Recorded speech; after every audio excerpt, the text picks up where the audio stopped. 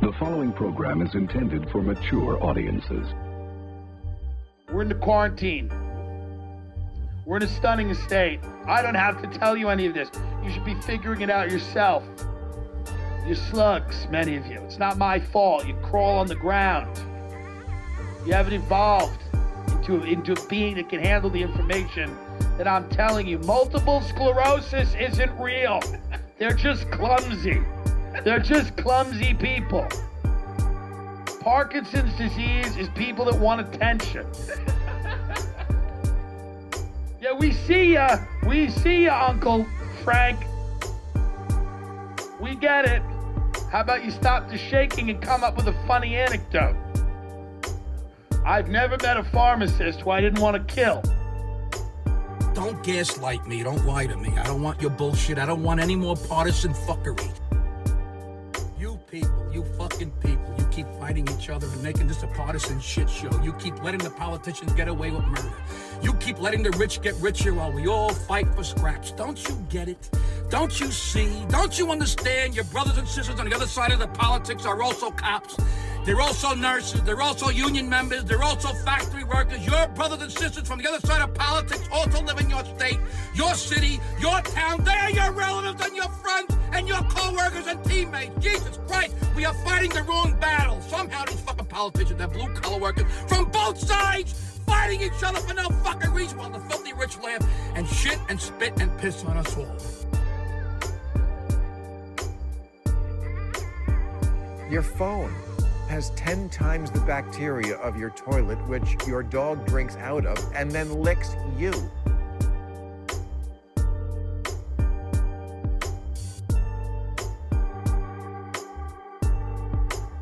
I could see right over there, right now, one of my dogs lying on the driveway like a dead fucking fly. The driveway, where cars with God knows what on their tires pull in, and then that idiot rolls in it. And the other one, I don't know where he is, which means he's into something worse. Sometimes I see a dead mouse in the driveway. I don't have a cat. Something here killed it. I'm not pointing fingers, but there's only the three of us.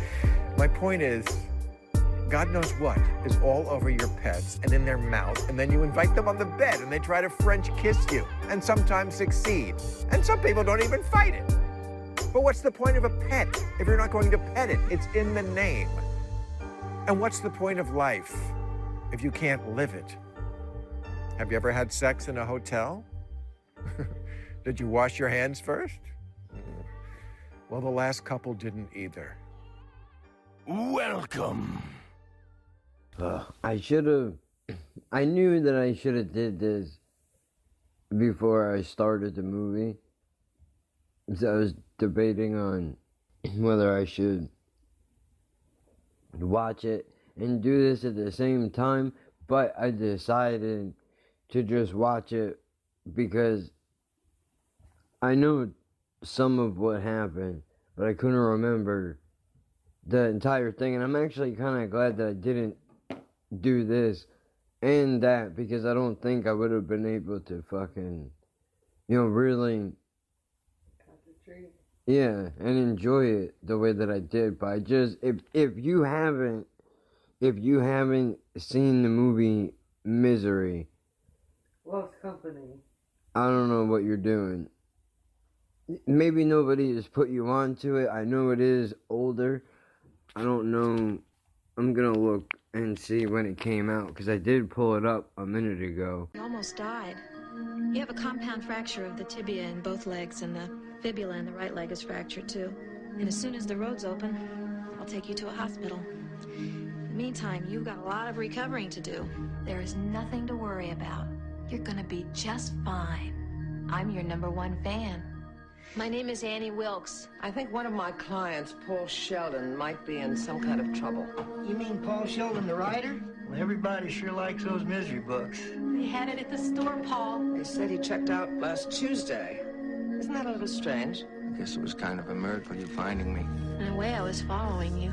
You following me? Oh, Paul, I've read everything of yours. The misery novels. You must be a good man. You could never have created such a wondrous, loving creature as Misery Chastain.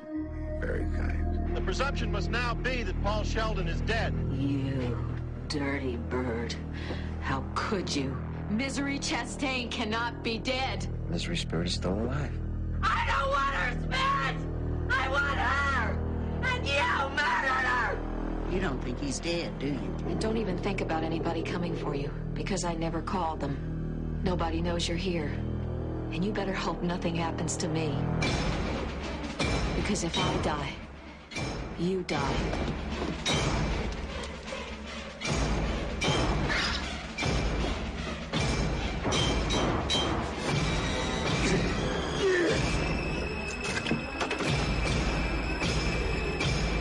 I know you've been out. Is this what you're looking for? Eventually, you'll come to accept the idea of being here. Annie, whatever you think I'm not doing, please don't do it. Annie, for God's... Shh, darling. Trust me.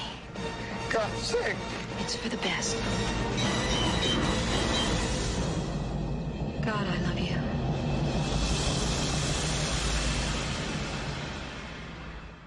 I'll probably say 1998, 1997. Maybe it's, 1980.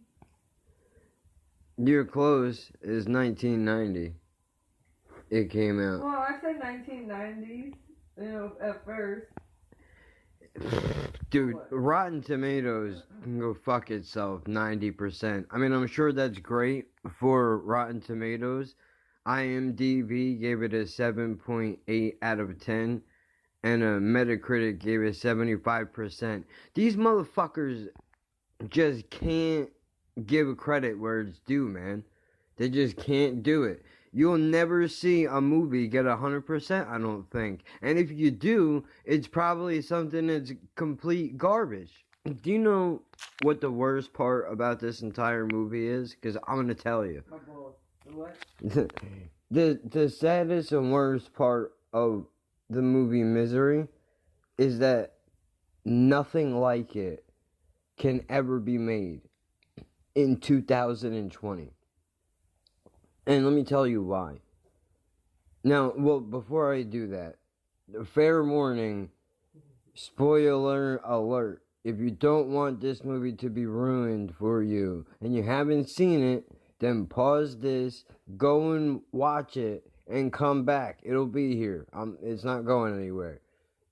Trust me, it's worth the watch. If you like suspense, if you like thrill movies, this one kind of reminds me of the Sunset Limited a little bit, in the sense that the Sunset Limited was completely different and the same at the same time.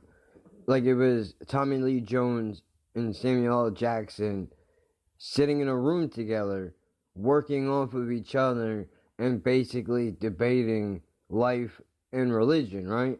Which is a great fucking film. This one is similar in the sense that pretty much the entire movie is James Caan and Kathy Bates working off of each other. I mean, there are people that are worked into the movie for very short periods of time, but the majority of the movie is them two working off of one another. And Kathy Bates is the fucking shit, dude.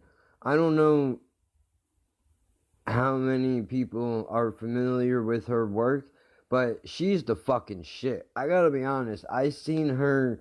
Jen was watching American Horror Story. Is that the one with the demons? That's yeah, but they change it every season to something different. Yeah, but that's the one I keep on saying, Demon 1, Demon 2. No, well, this is the one, the last one they did, the witches. The one before that, it was the plantation. Oh, okay. That one.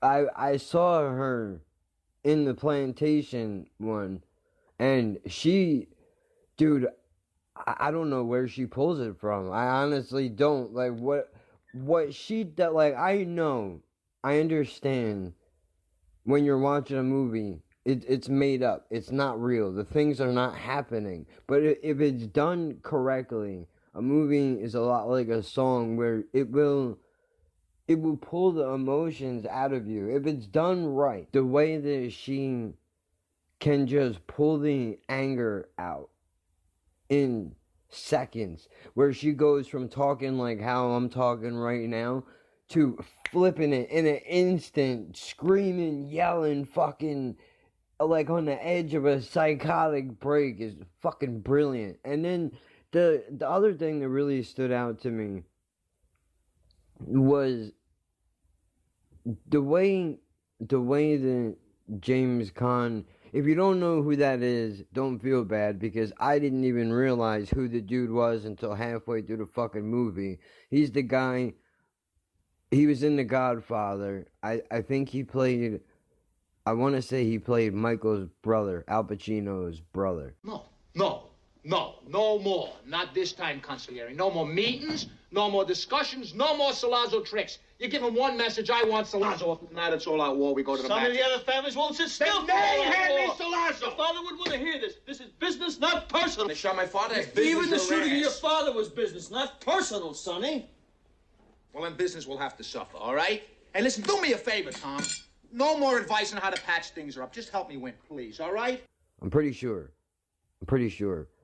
He's fucking, that was the first thing I remember him from. And then recently, if you follow the podcast, you already know this, but if you don't, I talked about Rollerball a while ago. I don't know what the episode number is, but I found out that the Rollerball that I was talking about, that was made in, I think, 2002 or 2003, that was a reboot of another movie by the same name that was made in the 1970s, which he was a star of, that I had no idea. And to be completely honest with you, I haven't watched the original Rollerball. I don't need to. I can tell you right now that's already a way better movie than the reboot will ever. But if you could compare the two movies, the way that I would compare them is the original Rollerball is Geppetto, and the reboot is Pinocchio, because all it wants to do is try to be a real boy, and it can't do it. It can't do it. The whole thing is fucked. They took an amazing film from the trailer that I watched, which basically there was some kind of game. If you know the movie well, you know, we can talk about it, whatever, but from what I gathered from the trailer, somebody started this game in motion, and it's basically a big corporation that controls everything, and the whole tone of the movie is talking about the government and how businesses are going to be taking profits over people's lives. Like, that shit was not, it's very ahead of its time, I think. But I haven't watched it. I will look for it. I will try to find it, see if I can. If you want to see Misery, it's currently streaming on Hulu now. That's how I happened to see it when I turned it on today. I was looking for something to watch, and it was on there, to my surprise, because the last time I saw Misery, probably when you were in high school or middle school. Yeah, middle school has to be, because my grandmother was still alive, because she was watching it, and that movie fucked me up. And that's how I watched it too. My first time watching this was with my grandma. Dude, they didn't always have good taste, but when they, grandparents? yeah. But I mean, like, well, your grandmother is heavy into the Jersey Shore. And wrestling, she was well, at first she used to play it off like she wasn't into it. But after, like, the first season, or whatever, she was like, yeah, get him in that line, Well, this is not a made-up story. This is 100% factual. She put the Jersey Shore on. She's laughing because she knows what I'm gonna say.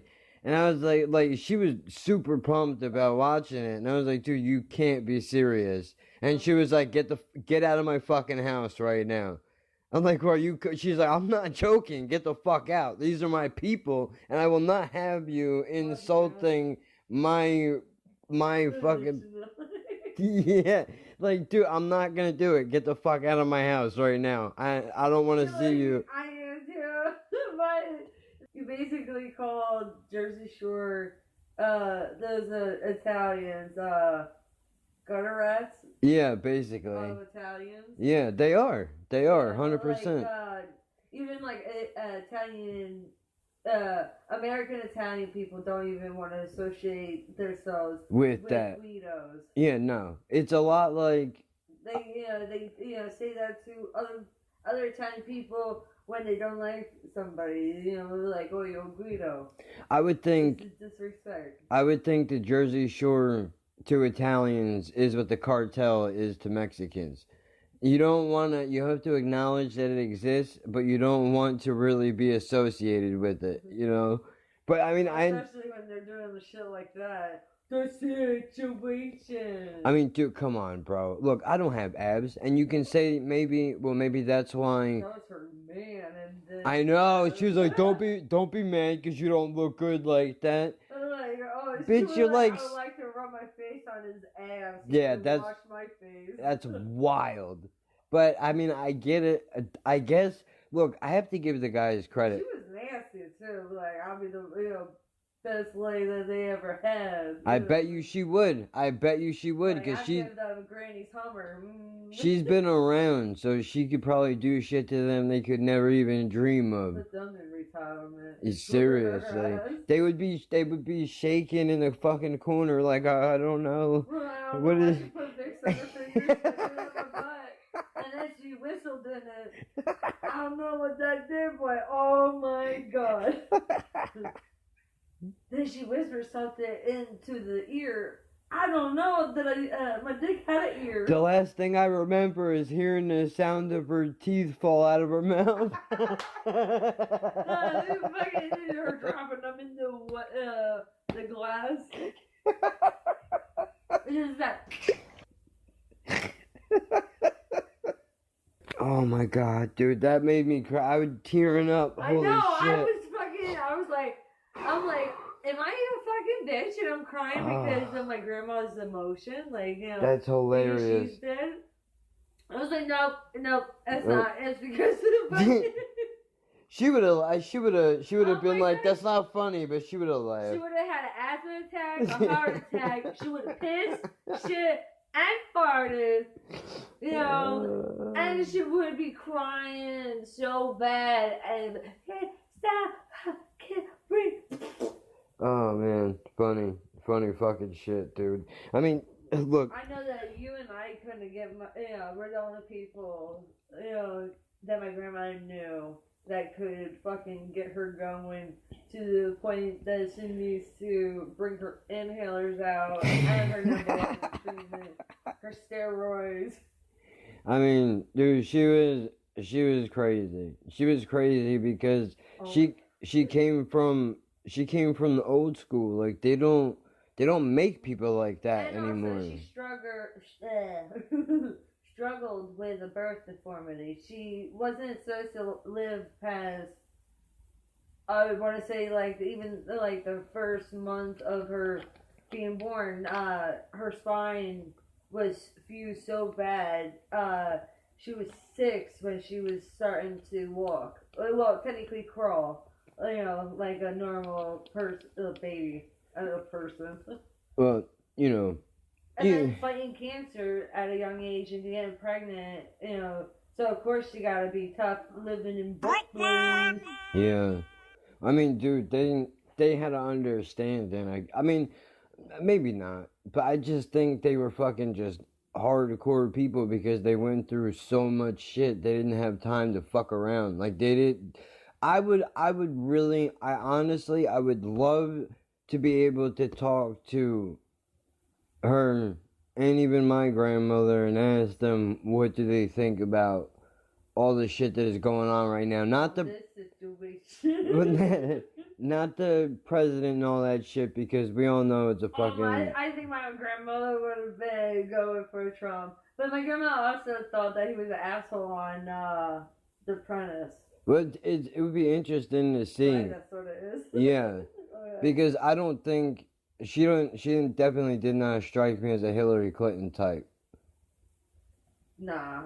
Because I know my grandmother would have probably voted for her because my grandmother wanted a woman president. But maybe she might have chose, Trump over, maybe she would have been for Bernie only. But I would be interested to see what do they think about, like, cancel culture. I mean, obviously I know what they would say. They would be like, dude, fuck these pussies. Like, they don't understand what it's like to have a real problem. Mm-hmm. They don't know what the fuck They have a is. real problem, a real addiction, Yeah. I mean, these people came from... You guys come from, thinking that you're a sexaholic, what if you're a kitty touchaholic? Ow! But, dude, I mean... I was trying to do, the creepy dude, the Uncle Paul. Oh, yeah. That's a hard one to do. Well, I did the kitty touching, so. Yeah, that's a hard voice to get down though. I don't know how Jim does it. Probably gets your hair in a diaper. You get her in the bedroom, you tell her, come here, let me touch your little button. Yeah. Let me touch your peanut, and Uncle Paul show you an elephant seat. You ever know when you kiss their tummy, how the little feet kick your neck sometimes? Sure, you gotta be careful. Sure you do. You're like, hey, you're hitting me right in the old Adam's apple. You ever stand there and poke it through the crib bars? Sure. Grab at it? Sure, they go for it like a gerbil to the water bottle. You'd think their grip wouldn't be so strong, but you'd be wrong. You sure would be. I know it. I have a raspy voice. So I know I can do it if I hear him a couple more times and I, mimic. And so that it's right around there somewhere, cause it's real. It's low. Like, come here. I can't. I need to hear him do it. Yeah. Wait, let me see your phone. I got it on me. I'll go get it. It'll be easier to pull it up on your phone. It'd be faster than to pull it up on a computer. Give me those little toes. It's real fucked up. That's one of the most fucked up characters is Uncle Paul. And I know, like, a pedophilia on some real shit is not funny, but I enjoyed the fact that he's able to joke about it. And the people that have fucking kids, like Sammy Brand Muffins has kids, and he laughs because he knows how fucked up it is. That's why they could see the sense of humor. Yeah, they probably did. They probably fucking did. One of the funniest bits is Jim saying that Sam has a fucking eating disorder because he was molested by his Uncle Dave that doesn't exist. Fucking hilarious. He said the other day they were talking about it. He goes, Sam's like, I don't know, it sounds like there's some holes in that theory. And Jim goes, what did he say? He said something like, the only hole in my theory is the one in your face and there's a dick going into it. Like, something like that. Hilarious. Oh, shit. Let me fucking pull up this maniac. I don't know why when I say that, I get an old commercial in my head. Here you go, I got one. Cause that's the O&A days. You can pause those fucking... Yeah, fuck them. Look, I'm gonna catch serious heat for this, but I don't give a fuck. Fuck those guys. I was just trying to race you. Fuck those guys. Not like, look, I respect what Anthony Cumia has done and what Opie has done in the fact that they had a very successful show, but I think that the shit that they were doing, like all that shock jock radio nonsense, is bullshit. Like, anybody can do that. And no more getting chased out of the park by some busybody yelling, stranger danger. Yeah. Hi. I'm Paul Hargis, the founder of Uncle Mingle. Here at Uncle Mingle, we use a scientific system to help you find someone looking for someone just like you. That's fucking disgusting. Look. Because I can do voices if I could put my mind to it. I did Bugs and I did Nanny Fine.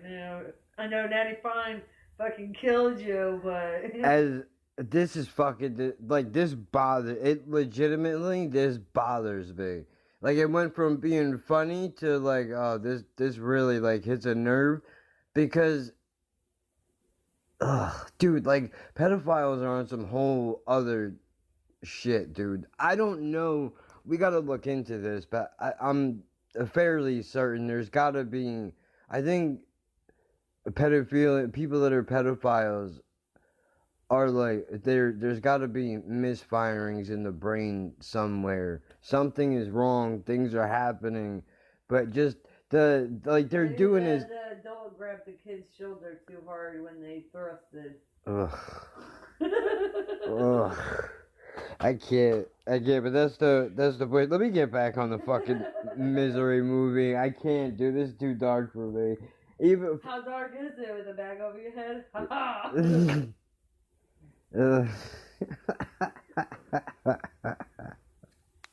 Plus, it doesn't help that we fucking. Hey, I can make light of it. Yeah. You can too. Yeah. I mean, just. I think everybody can make light of it. Well, you have to. You have to. If you can't make, dude, imagine. You need to be serious about it. Yeah, like when it comes to. Actually. When it comes to prevention and treatments and stuff like that, like that's not the time for jokes. However, if you're talking about it generally, you have to be able to make fun of it because by doing that in a very unique way, you're able to bring up an issue and put focus on it and not make it so that people are uncomfortable most of the time. I mean, of course, there's always going to be a couple of fairies that are like, don't joke about that. It's not funny. Hey, listen, asshole. I know plenty of people who, like, name something. I know rape victims that laugh at rape jokes. Alright, I'm fucking disabled. I laugh at disability jokes. Like, it's not, you know what I mean? Like, just you have to fucking loosen up a little bit. I'm not saying joke all the time. What are you doing? She's hungry. You got food? I know, but. The CBD is starting to kick in, I guess. Oh, that smells terrible. Yep. Is it as bad as it smells? It smells how it tastes. Ew. It's gross. And it don't taste like. It don't taste like bubble gum. It tastes like. No, it tastes like bubble gum. Just weak version, but something else. Like that one that you used to get from the ice cream man.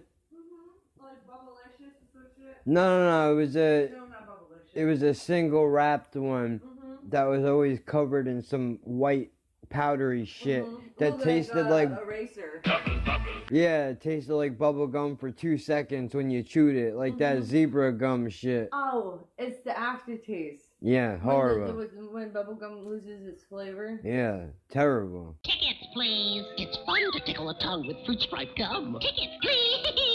Tickle your tongue with fruit stripe gum. It's fun. Each pack has different tickly fruit stripe flavors. Cherry stripe, lemon stripe, orange stripe, lime stripe. It tickles your tongue. It's fun. It'll never tickle my tongue, zebra. It does. Tickle your tongue with beech nut fruit stripe gum. It's fun. What do you want, ma'am? What do you want? Huh? You punk motherfucker. Can't you see I'm trying to create, goddammit. Alive! Is it alive? They're like, no, fuck your podcast. Play with me. You do that enough. You got no life, yeah. You got no life. That's all you do with your time. Right? I know. It's sad. But I enjoy doing it, so I do it. You got a problem with that? She just stopped and looked at me in the corner of her eye and was like, what? What? She likes it when, you play with her and she tries to bite you. Not really, but you gotta be easy with her mouth because she's older and her mouth hurts a lot. So you gotta be careful. You don't wanna hurt her. Feel bad for her. What? I can't get up and chase you around. My knees hurt. Wait till the CBD comes in for me, and then we can run around and play like idiots. Should be on the way.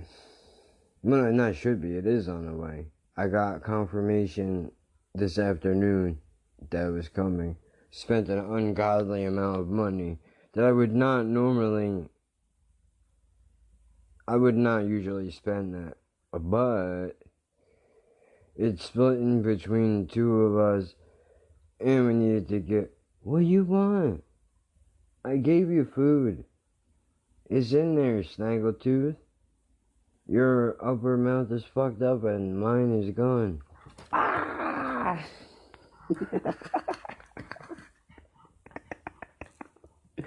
Woo! So anyway, let me get back onto this movie here. Talking about Misery. No, you're not gonna let that happen, are you? He said, no, I'm gonna watch, motherfucker. You're gonna play with me. You're gonna play with me. Okay, I can't chase you around, but I'll put a pillow on the floor. I have to do this and break your balls at the same time. Huh? So she walks away. There's food in there, you goose. So this movie, it's pretty good. I know it's well, I was gonna open this up by saying, I know I'm not breaking news. Most people enjoy these actors. They like them. So they know that they are good. So I'm not breaking ground by being like, oh, these guys are awesome. But it's the way that I just got on the floor for you and you walked away. You fucking punk. You're trying to get me to take you out now. Huh? What's the matter? How do I even get into this now? Because I had a rhythm before, I have to find it again. So basically, we all know Stephen King is a sick fuck, right? I don't know how this dude got I don't know what inspires him to do what he does. He's a strange man. From the interviews that I've watched, he seems like a very odd person. But we need those people, because I'm an odd person. But instead of writing, I do this. I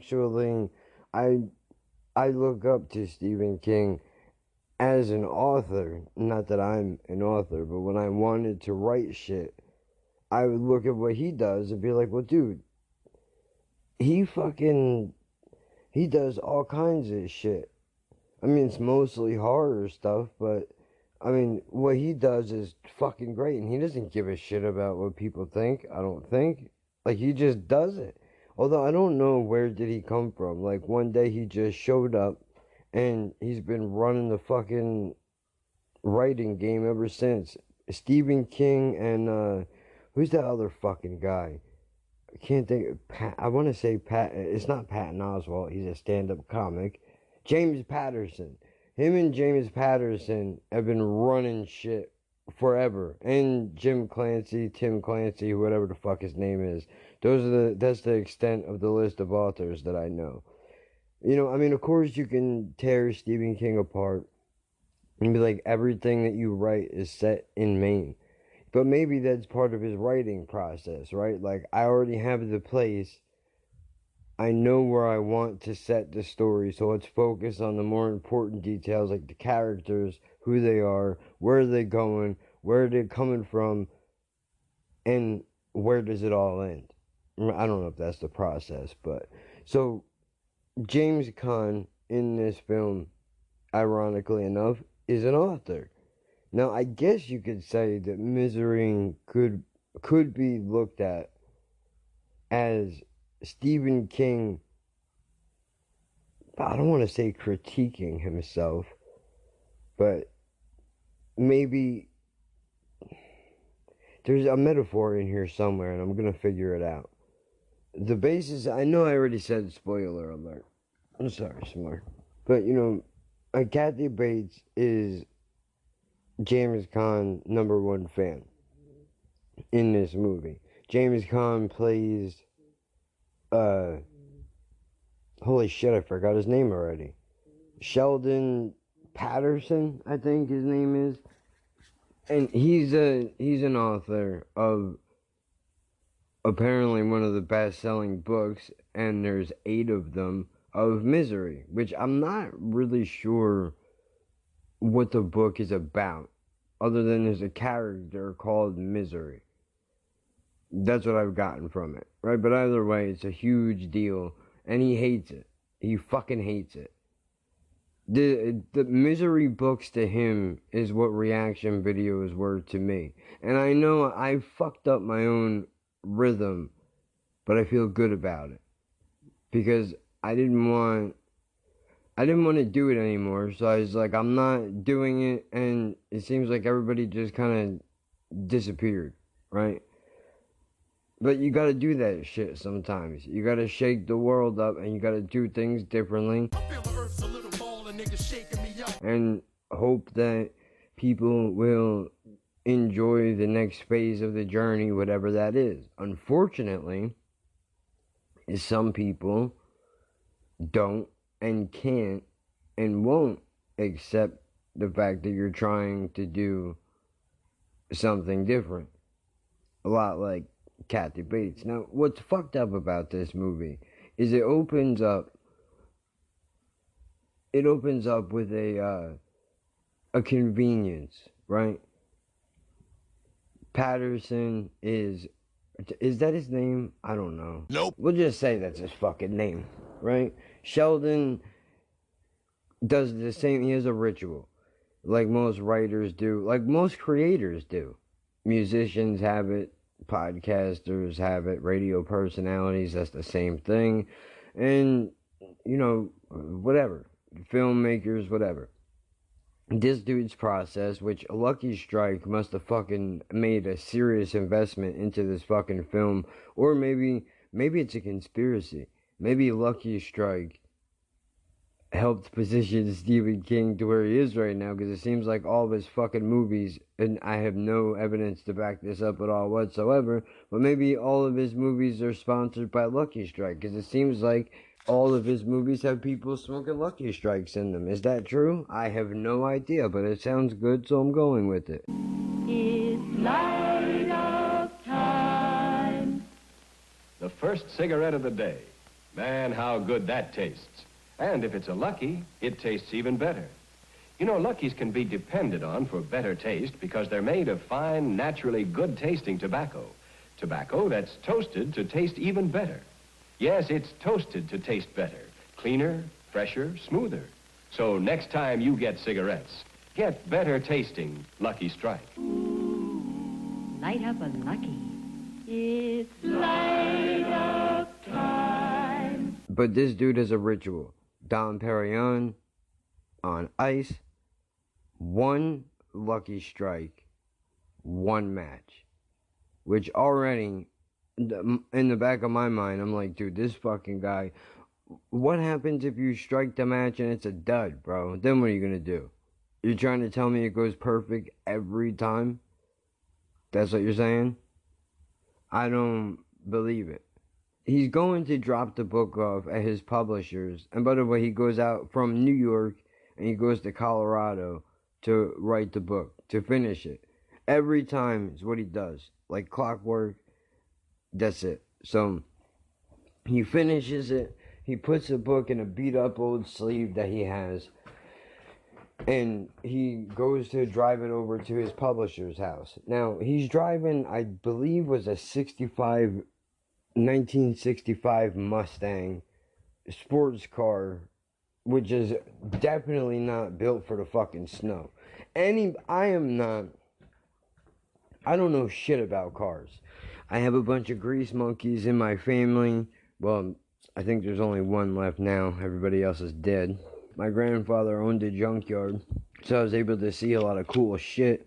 And I wanted to be a mechanic because I wanted to be like them. But I'm not smart enough to do that stuff.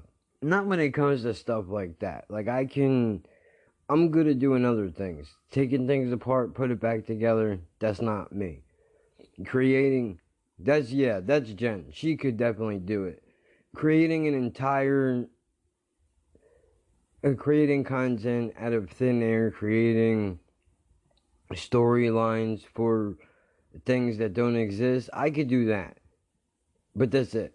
But unfortunately, that doesn't take you very far in the world unless you're a Stephen King or somebody like that. Then, you can make a decent living, even though everybody knows writers make shit.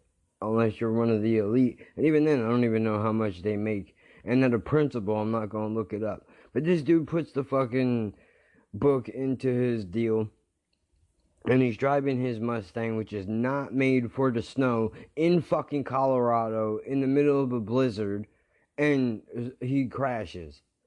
He crashes his fucking car. He flips it down the side of a hill. It wasn't on purpose. He lost control because Mustangs can't drive for shit in the snow, and everybody knows that.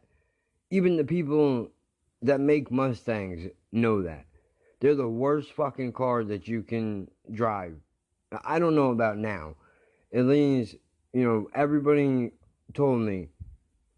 People still do talk about it's not a good car for things like that. It's shit in the rain, shit in the snow. It's no good.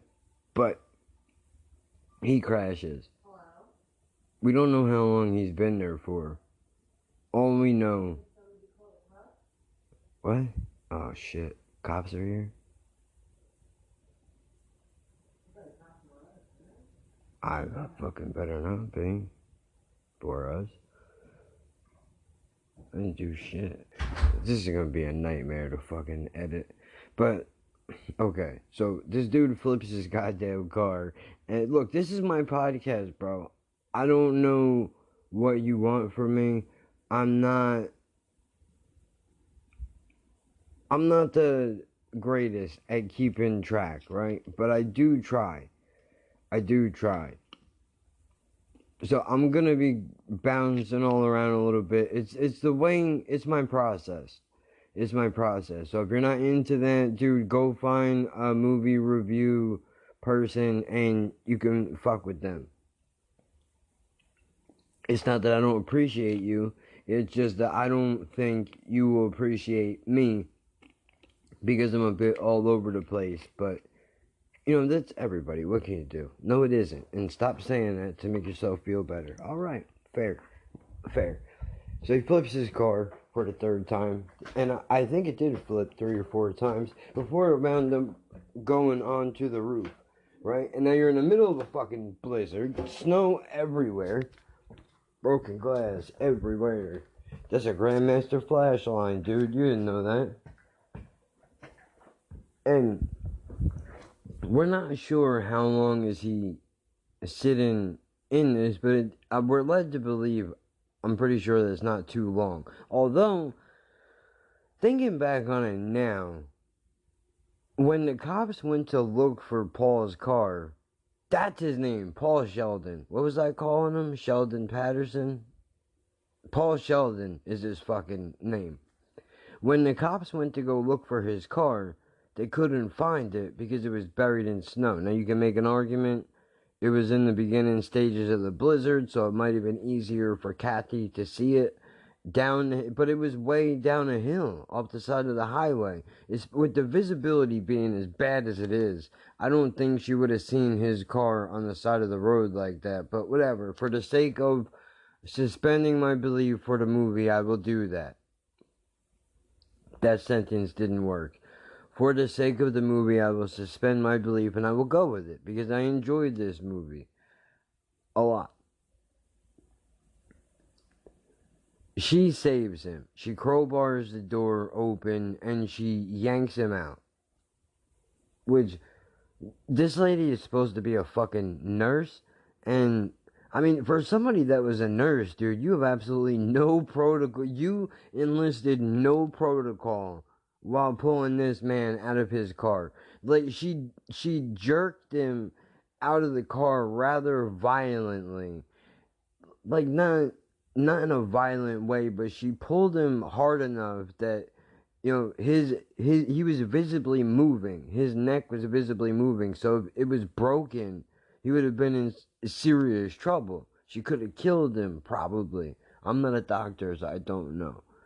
But she pulls him out, and he's okay. He's got broken legs. His arm is busted up. He's all fucked up. She brings him back to her house and puts him in a bed, the whole deal. She's on a farm. Convenient, but it is Colorado. I could buy that. So, you know, she puts him up in the room, and she's like, you know, I'm your number. The movie, basically, the switch. So I have Pet Sematary, the reboot, on mute, and I'm going in and out of it from time to time because I hate this fucking movie. The first one scared the shit out of me, and I refuse to watch the second one. Like, I'm not gonna sit here and actually watch it, but I have it muted, and I'm glancing up from time to time just to see, and I gotta tell, it's not really worth much. But this is not my style of movie, so I shouldn't say. Although, I don't know where they keep getting the fucking little blonde kid from. He's looked the same since the movie originally came out. You know, they must have found a kid to look just like him. Or they created him in a lab or some shit. But when the dialogue between them opens up, she's saying, and he's disoriented. So she's all slow talking like this, like I'm your number one fan. I have the ability to put effects on what I say, so I don't know why I'm attempting to do it by myself. One pillow. All day, every day. I'm your number one fan. I saved you. And he's grateful, as he should be. But it doesn't take him very long to figure out, I'm in a bad spot right now. This is no good for me. I'm in this woman's house. She's taking care of me. And at first you could see it slowly. She slowly progresses into, she slowly drifts into insanity. Like she goes, it starts out slow. Because she comes off really overly nice at times, I believe. And then, as it goes on, you know, she goes deeper and deeper into it. And eventually, she drops the act. You could say. She drops the act. And I think it's because she just can't, she gets comfortable. I don't think it's because she can't control the act, because I think on some level she can. It's that she got comfortable with him being there, so eventually her natural instincts kicked in and she started acting normal, which is to the rest of us fucking crazy, right? So I hate this episode already. Can I just state for the record, I fucking hate it. Sucks. It's not coming out the way that I want it to. I can already tell. But she's out of her fucking mind. She's feeding this dude soup, and then she starts screaming and yelling. I don't even know about what, but she wants to spilling it all over him. And it's in this moment that you can see that Paul realizes, oh, I'm in trouble. This is like when you go out on a couple of dates with a woman or a man, right? And you bring them home and you guys are about to do some shit, or you've just done some shit, and then they say something that sets off the red flags because somehow maybe you're a little drunk, you're whatever, maybe you didn't catch it, or you're just too hard up and you missed the signs, you missed the warning signs on the way into town, not realizing that you just entered Hotel California, because now you can't leave, you know? It's too late. But he realizes, like, oh no, I'm in trouble. This bitch is out of her fucking mind, dude. So she's like, look, while you're here, why don't I should really put the movie back on, because I'm butchering the shit out of this. The sad part is I just watched it not even 2 hours ago, and I'm losing pieces of it already. Let me fast forward, because basically what happens is, long story short, if you've seen the movie, you already know what I'm talking about. Somehow she gets into talking about the books, right? And Paul says, well, I have a book that I've written that nobody knows about yet. Not even, you know, I remember he was on the way to give it to the publisher. So nobody has seen it. Everybody knows that he went to the place to go and write, but since he's crashed, he's been missing for days. Nobody knows where he's at, where he's been, what is happening, right? So he says to her, like, if you want, you can read it and you can see what it's all about, you know, get your feedback on it. I think that would be a good thing. Like, I think at this point, he's trying to hold the Band-Aid on, is what's happening. Because he realizes that she's crazy, but when you realize that somebody is, yeah, this is no good. He says, like, you know, if you want, you can read it. So she reads it, and she finds out that he's going to kill the character Misery off. And she is not having it, dude. You know, I really think this is no good. You know what, we're going to make this one a long one, I think, and maybe we should rewatch it. You know what, let me go regroup. I don't even know if I'm going to use this. Look, this might be separated into fucking 2 parts. I don't know yet. Because this is already an hour. What I did before and what I did right now. And I haven't even gotten past the first half hour of the movie yet. All the good shit is still in there. But I think if I watch it and we go through it, it would be a lot easier to cover the film. We'll figure it out.